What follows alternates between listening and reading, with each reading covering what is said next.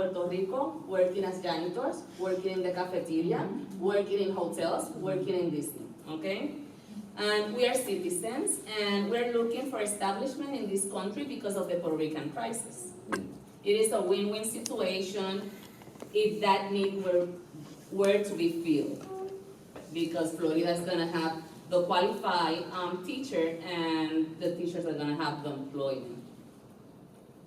Our salary in Florida is not good enough if you compare with other states. But if you compare with our salary in Puerto Rico, it's a better choice for teachers' recruitment and retention. Most of our teacher certification from Puerto Rico are transferable to the Florida certification. Nevertheless, we could find teachers with the same Puerto Rican certification with different responses from the Department of Education. Lack of hiring qualified teachers, it will be affecting every student as well, including the Puerto Rican students. Oh no, okay. It's hard. Okay, the strategies: develop programs and services to educate, mentor, and empower the Puerto Rican certified teachers that are unemployed. Elected officials could do more for our teachers. For example, how to start or having conversations with the Department of Education just for trying to, to solve this situation. I never heard nothing about that.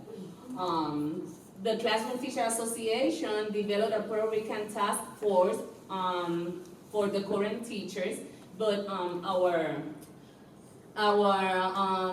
work is to mentor the unemployed teachers. We just try to find teachers that are friends and said, okay, tell me your story, and we just ask questions. Did you turn in the paperwork? Did you go into the website? Did you do the right paperwork on the profile? Because sometimes the profile is very tricky when they try to apply for a position. It says you successfully submitted, and they believe that because it says you successfully submitted, they're gonna be able to have an interview, and it's not like that. They have to apply, and then after they apply, they can find the interview, but they don't have nobody to explain to them how what they have to do in order to get at least the interview.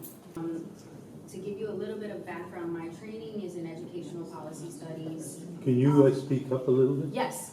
My training is in educational policy studies from the University of Illinois Urbana, but midway through my studies, I realized I was not going the faculty route and that I needed to get some concrete practical experience. So I grounded my research in being in practice. So I worked in community-based organizations in Chicago, as well as the Chicago Public Schools as I was finishing up my research, and I have never left the ground. Now, when I'm thinking about concrete recommendations, specifically from a policy level, in terms of how we address our communities and specifically it being grounded in the Puerto Rican community, I can offer you 3 things. I've come up with the 3 C's. And I had the opportunity in my dissertation to really look at a community-driven school-based reform in Chicago at Roberto Clemente Community Academy, which is a predominantly Puerto Rican public high school located in Humboldt Park, which is a part of the kind of a grouping of communities known as Puerto Rican Chicago. At the time, they were trying to address some chronic issues that students as well as community members have been facing, such as gangs, drugs, violence, as well as schools in terms of the administration not reflecting the students, therefore policies and practice not being sensitive. And so at the time, they really kind of organized and got some school-based governance changes.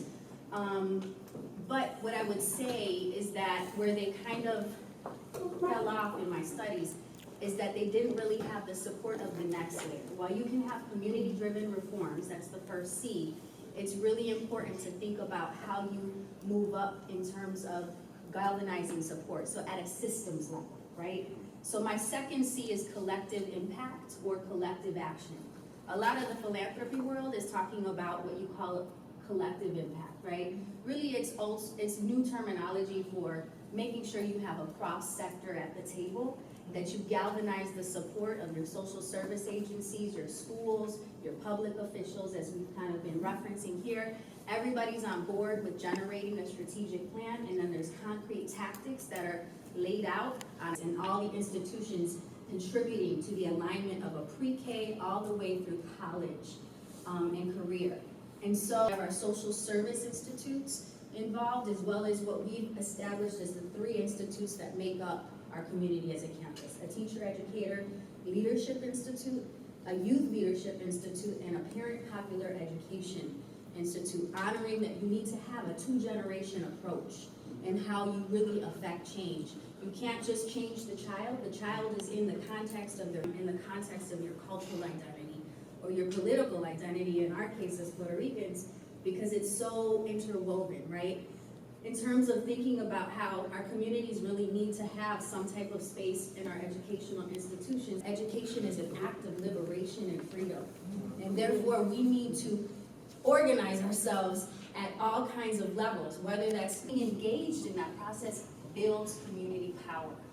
And so when you think about policy work, it's organizing plus systems change, right? It's those two coming together, but it needs to be grounded in, as residents or citizens, whatever our status may be, we have a right to be involved in policy making. And policy is permeable. Therefore, we must push through it and we must lead it.